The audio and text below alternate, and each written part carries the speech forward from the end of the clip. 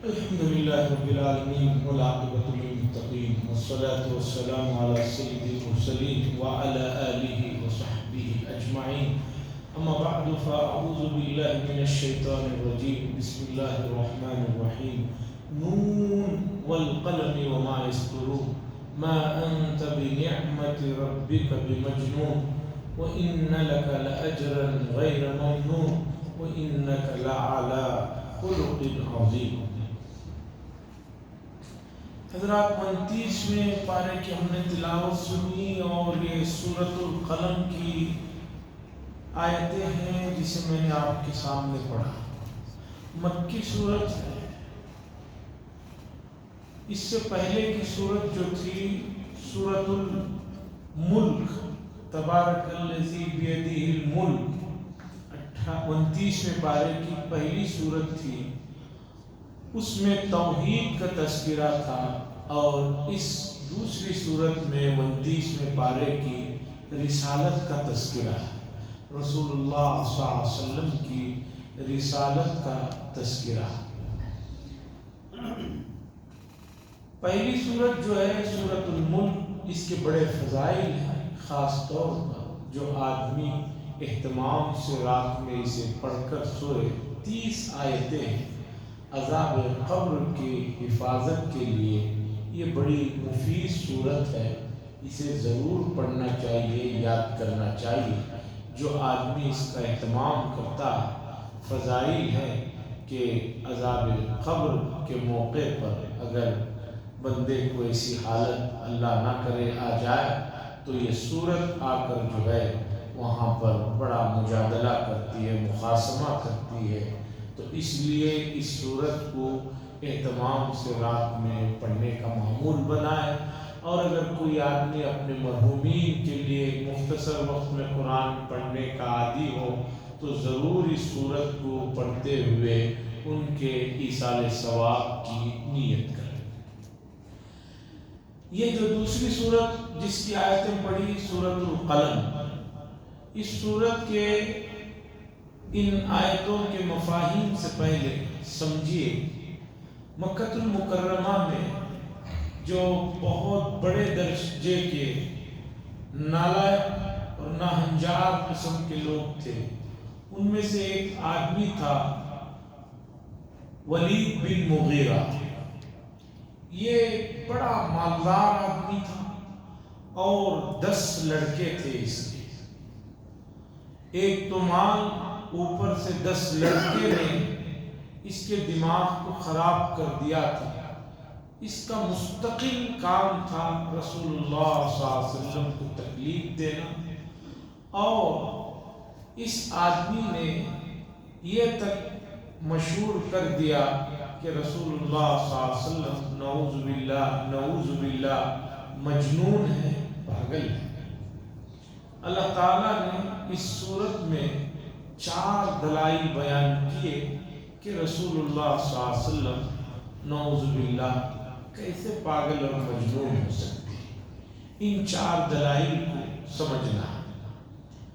اور اللہ تعالیٰ نے اسی صورت میں اس بدبخت کی 9 بری صفات کا تذکرہ کیا کہ اس آدمی میں 9 بری صفات ہیں. اور سب سے آخر میں اللہ تعالیٰ نے 9ویں صفت یہ بتائی کہ یہ خود جو ہے اس قابل نہیں ہے کہ صحیح النسب ہو، یعنی صحیح النسب آدمی نہیں ہے. کہتے ہیں کہ جب یہ آیت نازل ہوئی تو اس آدمی نے اپنی ماں سے جا کر پوچھا تھا کہ مجھے سچ سچ بتاؤ، میرے بارے میں قرآن کی آیتیں اتری ہیں، باقی چیزیں تو میں جان سکتا ہوں، لیکن جو بات بتائی گئی ہے کہ میں حرامی النسل ہوں، اس کا صحیح جواب تو تم ہی دے سکتی ہو. تو اس کی ماں نے اعتراف کیا کہ ہاں، تم جو ہے، تمہارا جو باپ جو میں جس کے نکاح میں تھی تم اس کے بیٹے نہیں. اتنی واضح دلیل آنے کے اس مسئلے کو سوائے اس کی ماں کے کوئی نہیں جان سکتا.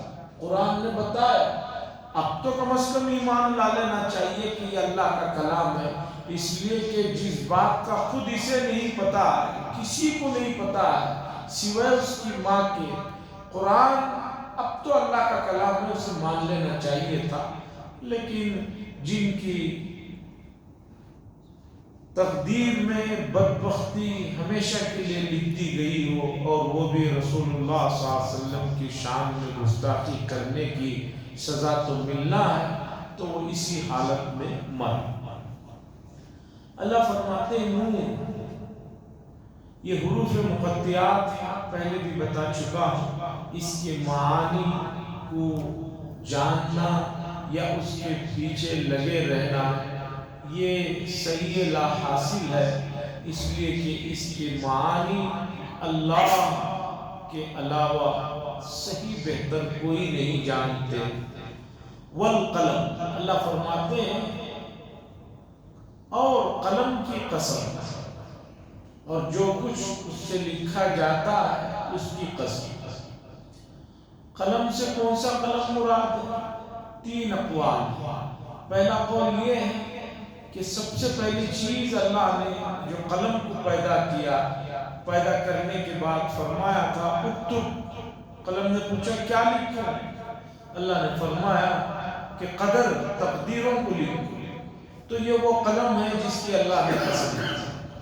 دوسرے مفسرین کہتے ہیں قلم سے مراد روزانہ کرام کاتبین لوگوں کے جو اعمال کو لکھے جاتے ہیں اور ملائے اعلیٰ میں اللہ کی جو باتیں لکھی جاتی ہیں، قلم سے وہ قلم مراد۔ تیسرے مفسرین نے کہا کہ اس قلم سے ہر وہ قلم مراد ہے جس سے رسول اللہ صلی اللہ علیہ وسلم کے اوصاف اور سیرت کو لکھا جائے، وہ قلم مراد۔ اور یہ مسئلہ بھی سنتے چلے، اللہ کے علاوہ کسی آدمی کو کسی کی بھی قسم کھانے کی اجازت نہیں ہے۔ پہلی بات تو آدمی قسم نہ کھائے، لیکن کہیں ضرورت پڑ جائے، مسئلہ آ جائے تو آدمی کو صرف اللہ کی قسم کھانی ہے۔ اللہ کے علاوہ کسی اور کی قسم کھانا گناہ کبیرہ ہے۔ ماں کی قسم کھا رہے ہیں، فلاں چیز کی قسم کھا رہے ہیں، جو ہاتھ میں آ گیا اس کی قسم کھا رہے ہیں، یہ شرک ہے، گناہ کبیرہ۔ سوال یہ ہے کہ جب اللہ کی قسم کی کھانا گناہ کبیرہ اور شرک ہے، تو اللہ نے تو قرآن میں کئی چیزوں کی قسم کھائی، یہاں قلم کی قسم کھائی، والعادیات میں گھوڑوں کی قسم کھائی اللہ نے، والصافات میں وہاں قسم کھائی۔ اس کا جواب یہ ہے، یہ مسئلہ انسانوں کے لیے ہے، اللہ کے لیے نہیں ہے، کہ بھئی اللہ جس کی چاہے قسم کھائے۔ اور دوسری بات مفسرین نے لکھی ہے، یہ قسم جو ہے صرف صورتاً روح کے اعتبار سے قسم ہے، ورنہ عرب میں بات کو تاکید لانے کے لیے قسم کھانے کا جو رواج تھا، قرآن چونکہ عرب کے ماحول میں نازل ہوا ہے تو انداز اختیار کیا گیا ہے۔ اور تیسری بات یہ ہے کہ اللہ نے جن کی قسمیں کھائی ہیں وہ بہت چیزیں جو ہے محترم ہیں اور فائدے کی ہیں، اس لیے اللہ نے ان کی قسمیں والتین والزیتون وطور سینین وہذا البلد الامین، انجیر کی قسم ہے، زیتون کی قسم ہے، طور سینا کی قسم ہے، اور مکہ المکرمہ کی بھی اللہ نے قسم ہے۔ اب سنیے، اللہ فرماتے ہیں کہ ہمارے نبی کیسے نعوذ باللہ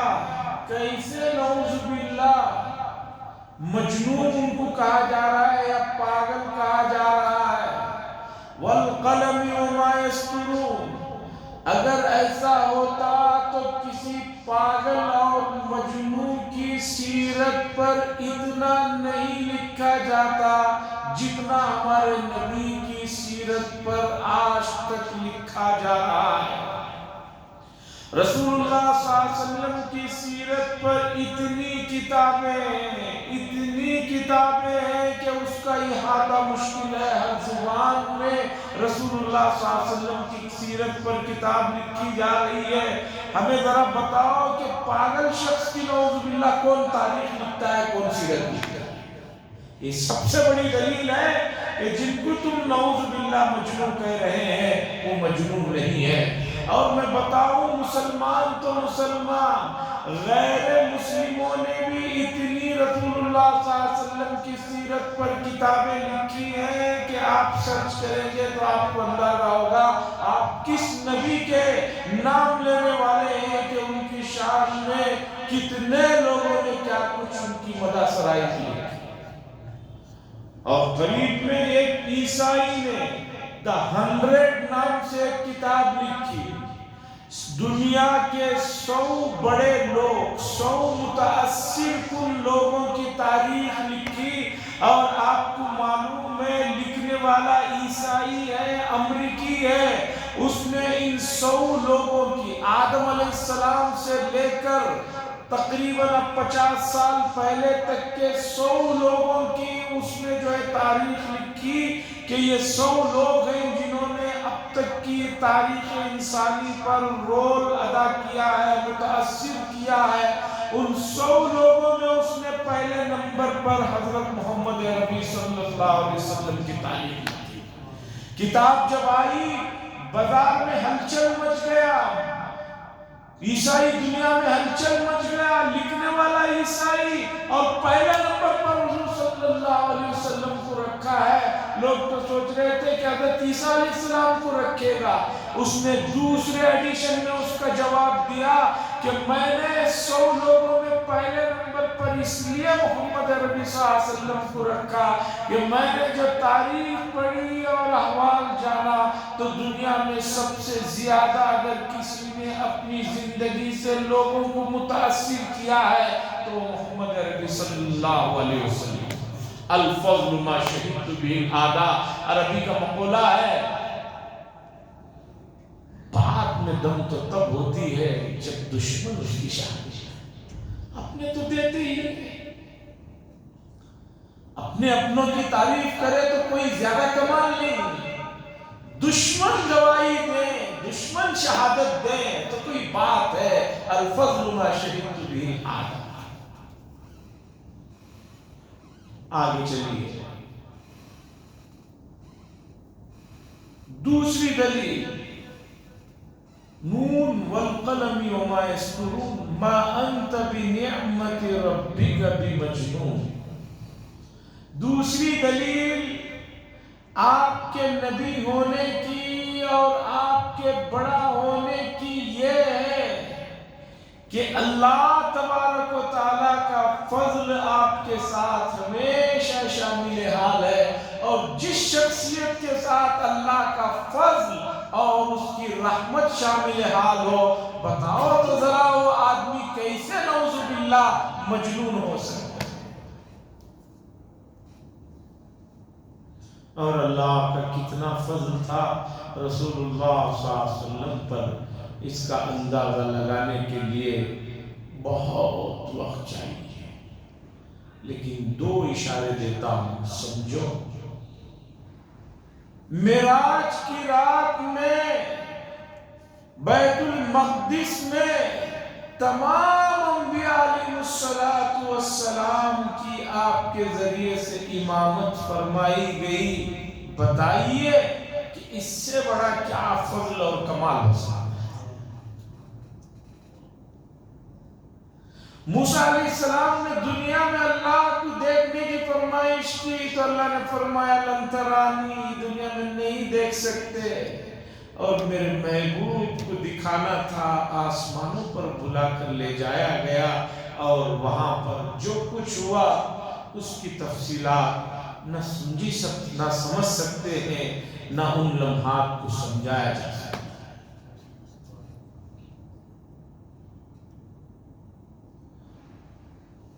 تو رسول اللہ صلی اللہ علیہ وسلم کی نبوت کی دوسری دلیل یہ ہے کہ اللہ کا فضل، اللہ کی مہربانی آپ کے ساتھ ہمیشہ ہے۔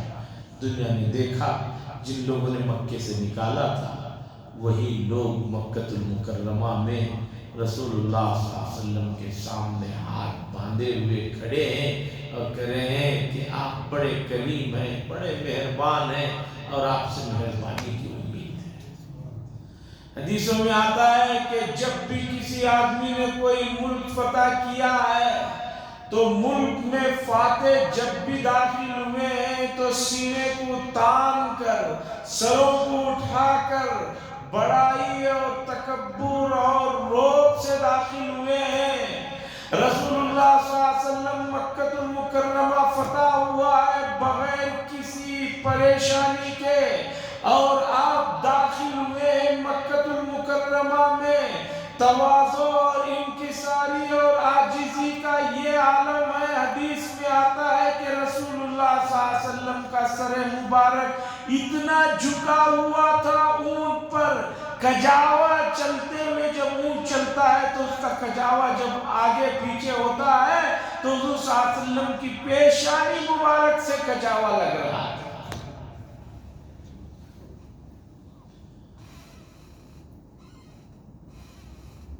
اس کے بعد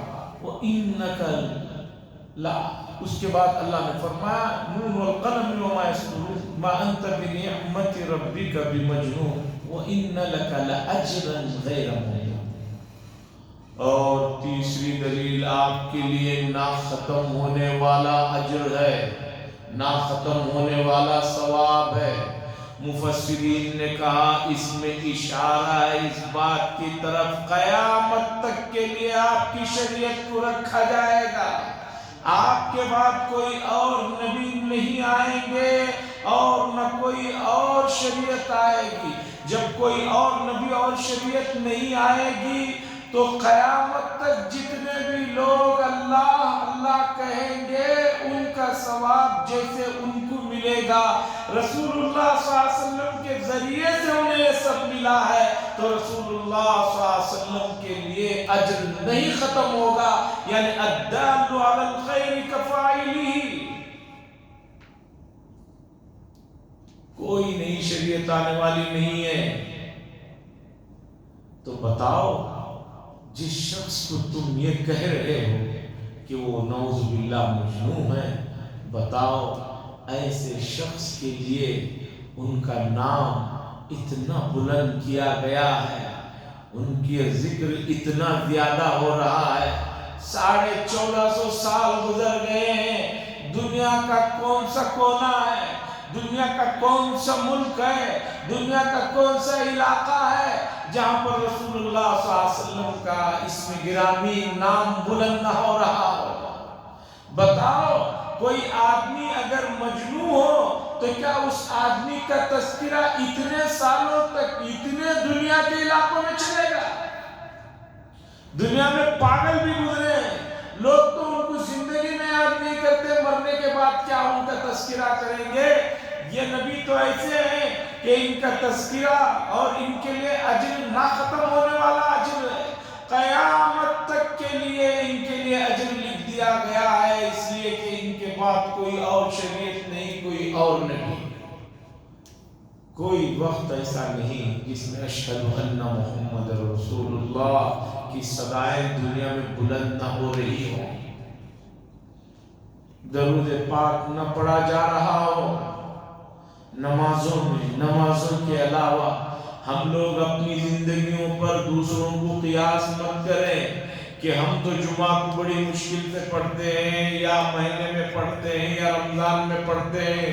میرے بھائیوں، اللہ کے کچھ ایسے بندے اور بندیاں ہیں کہ جن کی صبح اللہ کے نبی پر درود سے ہو رہی ہے، جن کی شامیں اللہ کے نبی کے درود پر ختم ہو رہی ہے۔ محدثین صبح سے شام تک ہر حدیث کو بیان کرتے ہوئے صلی اللہ علیہ وسلم، قال رسول اللہ صلی اللہ علیہ وسلم، صلی اللہ علیہ وسلم کا ورد لگائے ہوئے ہیں۔ بتاؤ تو ذرا جس شخص کو تم نعوذ باللہ مجنون کہہ رہے ہو ان کا اتنا نام اتنی دور تک اتنا لمبا عرصہ، یہ اس بات کی دلیل ہے کہ جس کو تم یہ کہہ رہے ہو وہ نہیں بلکہ تم سب پاگل ہو، تم سب مجنون ہو، تم سب اعلیٰ درجے کے نالائق۔ چوتھی دلیل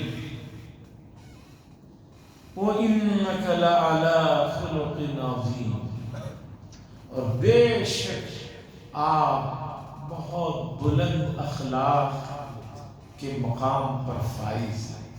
اور دنیا میں کوئی پاگل ایسا نہیں ہوتا جس کے پاس کوئی اخلاق، پاگلوں کے پاس تو کوئی اخلاق نہیں ہوتے۔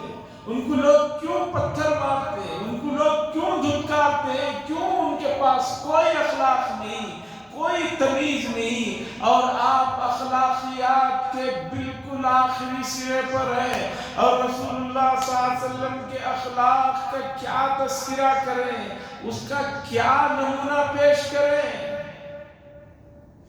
حسن یوسف دم عیسیٰ ید بیضا داری، حسن یوسف دم عیسیٰ ید بیضا داری، آنچ خوبا ہما دارن تو تنہا داری۔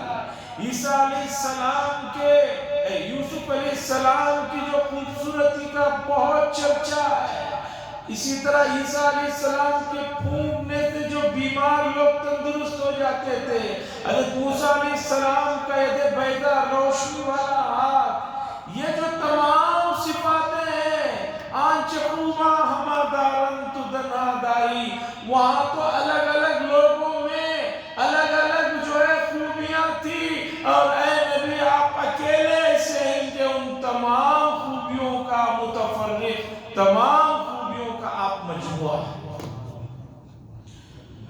شیخ الاسلام ابن تیمیہ رحمہ اللہ نے لکھا ہے، دنیا میں جتنے انبیاء علیہ السلام کو جو الگ الگ زمانوں میں الگ الگ معجزے ملے ہیں، ان تمام معجزات کی کوئی نہ قسم جو ہے رسول اللہ صلی اللہ علیہ وسلم کو ملی ہے۔ علامہ نووی شارح مسلم علیہ الرحمہ لکھتے ہیں، رسول اللہ صلی اللہ علیہ وسلم کے صفاتی نام بھی جو 99 لکھے ہوئے ہیں، علامہ نووی نے لکھا ہے کہ میں تقریباً 350 نام میں جانتا ہوں، اور ایسے صفاتی نام کتنے ہیں مجھے نہیں معلوم۔ ایک آدمی کو اتنی محبت سے پکارا گیا ہو، ان کی ایک ایک ادا کو اتنا پکارا گیا ہو، یا ایھا المزمل، یا ایھا المدثر۔ قرآن مجید میں کہیں آپ کے چہرے کا تذکرہ ہے، کہیں زلفوں کا تذکرہ ہے، کیا بتائیں کیا چھوڑیں۔ وَإِنَّكَ لَعَلَىٰ خُلُقٍ عَظِيمٍ۔ آج اسی پیارے نبی کی امت محمدیہ اخلاقیات کے معیار پر اگر ان کو جانچا جائے تو بالکل آخری درجے پر پڑے ہوئے ہیں۔ اقوام متحدہ کی ایک ٹیم ہے جو سروے کرتی ہے، بتاتی ہے کہ کون سا ملک دنیا میں اخلاقیات کے کس نمبر پر ہے۔ آپ کو بتاتا چلوں، مسلمان ممالک کا نمبر ان میں تقریباً 80 کے بعد ہی آتا ہے۔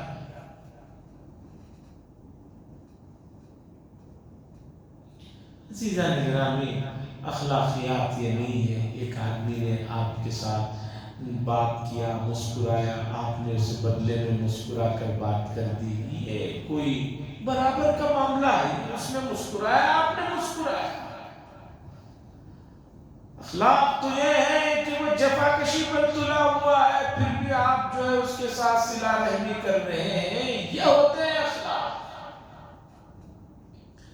عزیزان گرامی، اخلاقیات یہی چیز ہے جو سب سے زیادہ انسان کو متاثر کرتے ہیں۔ اور دور اول میں لوگ جو ایمان میں داخل ہوئے ہیں، یہ جو کہا جاتا ہے تلوار کے زور پر، دوسرے زوروں پر نہیں، اخلاقیات کے زور پر۔ صحابہ اور تابعین کا زمانہ چھوڑیے، بعد کے زمانے کا ایک واقعہ سناتا ہوں۔ ملک شام کا واقعہ ہے جسے پورا کھنڈر بنا کر چھوڑ دیا ظالموں نے، سیریا کو۔ وہاں کا واقعہ ہے، کسی زمانے میں اسلام کے ان عظیم شہروں میں اور ملکوں میں یہ ملک تھا۔ ایک عیسائی बाजार में कपड़ा खरीदने के लिए जाता है, एक दुकान में जाकर कपड़ा खरीदने के लिए कपड़ा देखता है, पसंद करता है, तो दुकानदार कहता है कि ये कपड़े की ये कीमत है और ये है। जब पूरा तय होता है तो दुकानदार कहता है ये सेम कपड़ा सामने की भी दुकान में रखा हुआ है, आप वहां जाकर इसे खरीदिए। लेने वाला कहता है कि भी मैं आपके पास लेना चाहता हूँ, मोल तोल सब तय हो गया, आप मुझे सामने की दुकान में क्यों भेज रहे हैं? तो दुकानदार कहता है कि बात दरअसल ये है कि आज सुबह से मेरे दुकान में तो बिक्री हो गई है, सामने मेरे पड़ोसी के दुकान में सुबह से कोई ग्राहक नहीं गया है, अगर आप वहाँ जाकर ले लेंगे तो शाम में उनके घर के अखराजात के लिए भी मसला हल हो जाएगा। इसलिए मेरी गुजारिश है, ऐसी कोई बात नहीं कि वहाँ धोखा हो जाएगा, यही चीज़ सेम है, यही कीमत पर वहाँ मिल जाएगी, आप वहाँ ले लेंगे तो उसका भी भला हो जाएगा। वो ईसाई ने जाकर लिखा, अगर इस्लाम और मुसलमान ये सिखाते हैं तो दुनिया में कोई इनको शिकस्त नहीं दे सकता, इनको रोक नहीं सकता, यही सर बुलंद होकर रहेंगे। ये अखलाकियात आज खत्म हो गए, जिसकी वजह से उम्मत मुस्लिमा कहाँ पहुँच गई है, कहाँ तक गिर गई है और कहाँ तक गिरना चाहती है। बड़ा अफसोस होता है। अज़ीज़ान गिरामी, मौत बरहक है। रसूलुल्लाह सल्लल्लाहु अलैहि वसल्लम के सामने मैदान महशर में आब कौसर के पास जाना है। हम अपने किसी मुहतरम के सामने ऐसा जाते हुए बहुत शर्माते हैं कि कोई गलती हमारी उनको मालूम हो गई तो वो क्या कहेंगे। दुनिया में रसूलुल्लाह सल्लल्लाहु अलैहि वसल्लम से बढ़कर हमारे लिए कौन महबूब है, किसकी ज़ात है जिससे शदीद मोहब्बत करने का कुरान हदीस ने हुक्म दिया कि मोहब्बत नहीं करोगे, उनकी मोहब्बत पर किसी और को तरजीह दोगे, फतरब्बसू हत्ता याती अल्लाहु बिअम्री। 10वें पारे में बड़ी तफसीली आयत है, कुल इन कान आबाउकुम व अब्नाउकुम व इख्वानुकुम व अशीरतुकुम व अम्वालुन इक़्तरफ़्तुमूहा व तिजारतुन तख़शौना कसादहा व मसाकिन तर्दौनहा अहब्बा इलैकुम मिनल्लाहि व रसूलिही व जिहादिन फ़ी सबीलिही फतरब्बसू हत्ता याती अल्लाहु बिअम्री। बहरहाल ये रसूलुल्लाह सल्लल्लाहु अलैहि वसल्लम की नबूवत पर, रिसालत पर, आपके